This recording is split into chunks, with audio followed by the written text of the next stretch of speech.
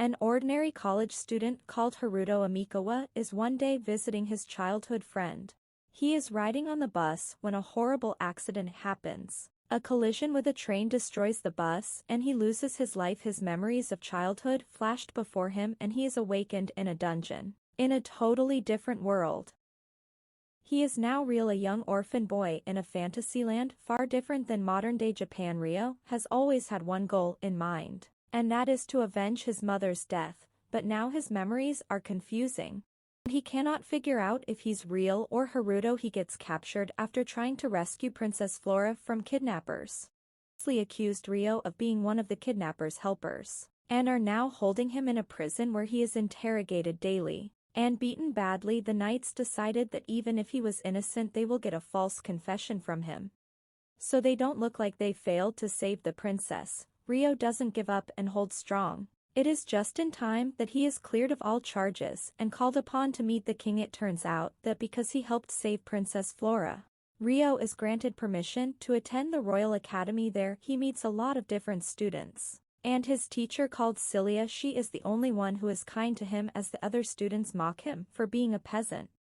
Ryo undergoes a training exercise in sword fighting, and his memories from his previous life help him be amazing in combat, which angers his classmates even more. Later Celia helped him be a part of a study class. The other girls make fun of Ryo, treating him like he's not even human. Ryo tries to follow the lesson, but he can't because he doesn't know how to read or count. After class Celia takes Ryo to her office where he promises to teach him how to read so he can be successful in his studies. Ryo is still studying with Celia and is getting much better during class. All the students learn about magic and Ryo seems to be showing signs of immense power. Later during a military exercise, all the students have to use their skills and magic to survive, and the princess also joins them during the battle. One student accidentally pushes Princess Flora off a cliff. While she is falling, Ryo comes to her rescue, activating his magical powers to save her. After the students accuse Ryo of attempting to kill the princess, Ryo is unable to prove his innocence.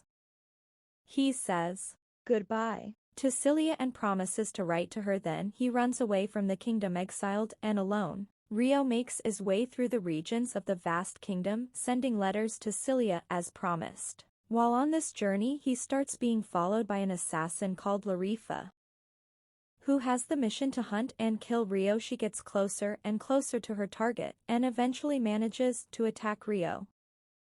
Ryo uses his magic and manages to overpower her and knocked her out. Ryo was then able to see her past. She was trapped by Duke Huguenot with a magical necklace that made her submit. Then he trained her to be an assassin against her will. When she wakes up, Ryo has destroyed the necklace, and now she's free. She feels connected to Ryo somehow and he seems familiar through her memories. It is revealed she is Endo Tsushima, a girl who was also on the bus with Haruto that also died with him.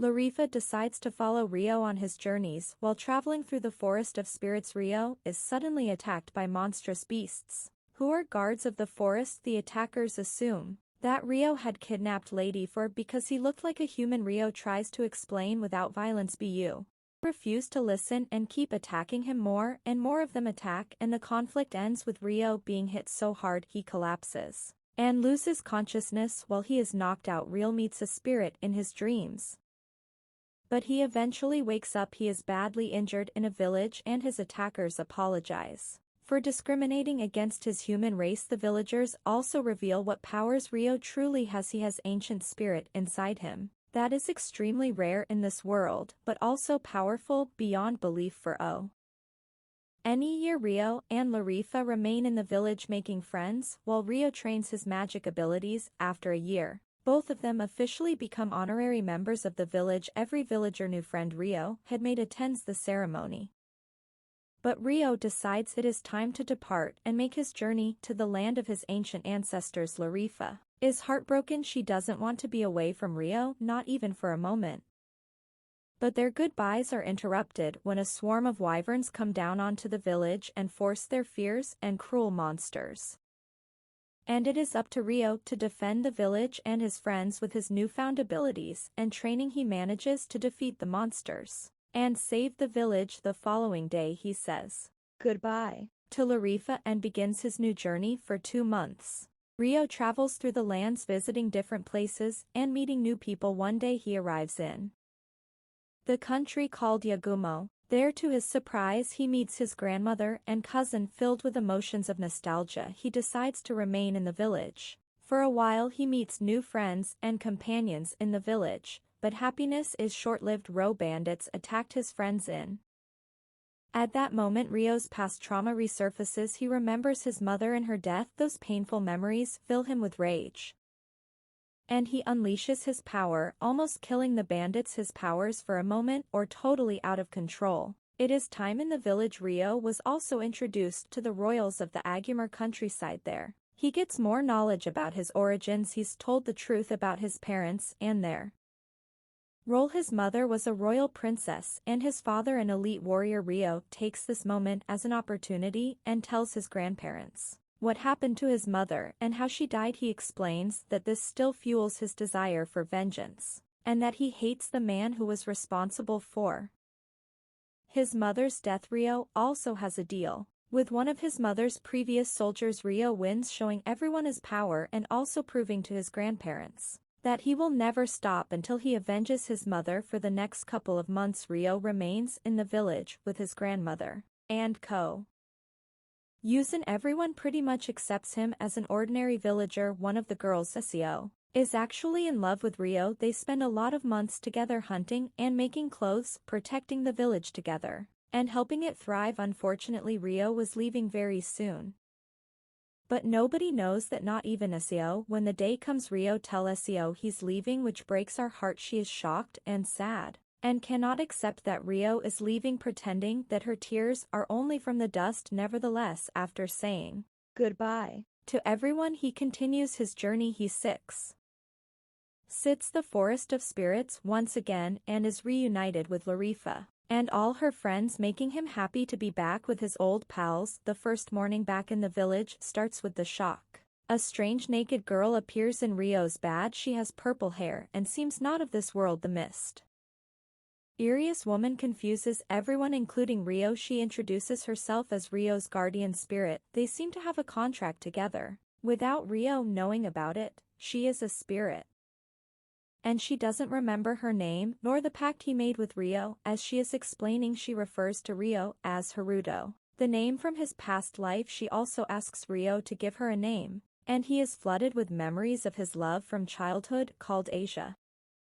Later Rio and Asia visit Lady Dies on the rest of the village elders. There they test what she can do and what her powers really are. It seems that she has mastered all the elements, and everybody is shocked by this revelation. To prove she isn't lying, Asia and Rio engage in combat. Their our levels seem to match, and they are both revealed to be extremely powerful. After the duel, Rio goes to take a relaxing bath and Larifa joins him. They talk about their lives before this. Now she remembers that she was on that same bus as Haruto. She also recalls her time in Japan and how when she was younger she wanted Haruto to be her older brother. Rio tells her he will soon be departing to the Bertram Kingdom. One of the villagers called Ursula gives Rio what teleportation stone so that at any moment, if he wishes to teleport back to the village, he can still be. Gives him a magic hearing which allows him to change his hair color to whatever he wants. After finishing his goodbyes and preparing for the travel ahead, Rio and Asia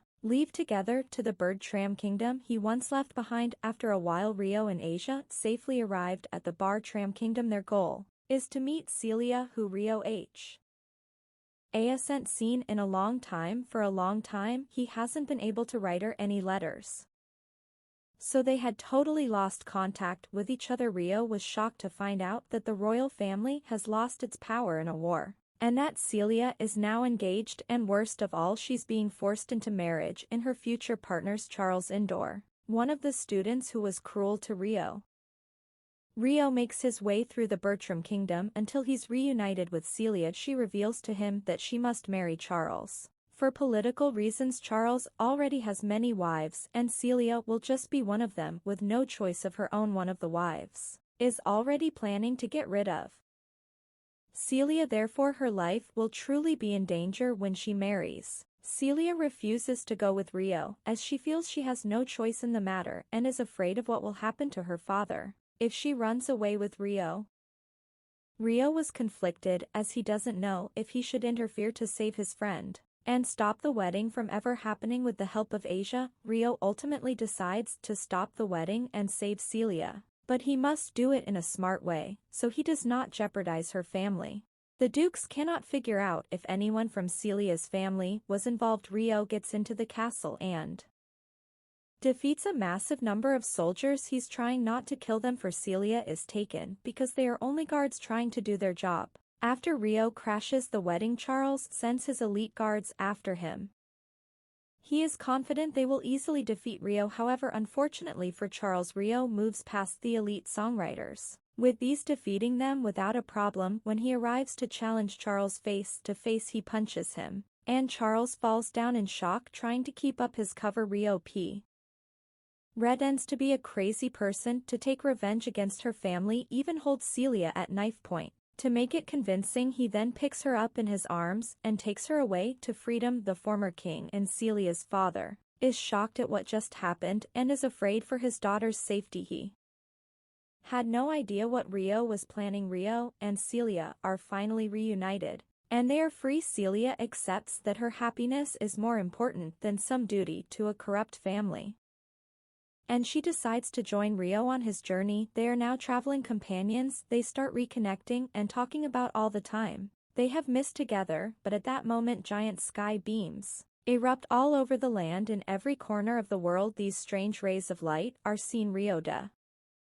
decides to check it out. He finds where some of those beams have touched down and comes across some ruthless bandits kidnapping people. This reminds him again of his mother in her cruel death, and unlike with the guards back at the castle, this time Rio doesn't hold back, and he unleashes his full power on them. None of the bandits survive there. Rio discovers something shocking. Not only are kids from Japan being reincarnated into this world, but living Japanese kids are also being transported here. Rio finds 3 people from Japan, and one of them is Ace Maharu, the childhood love of Haruto, and this brings the anime to an end. Don't forget to like and subscribe if you enjoyed, and turn on the notification so you never miss out on another video. Until next time, take care.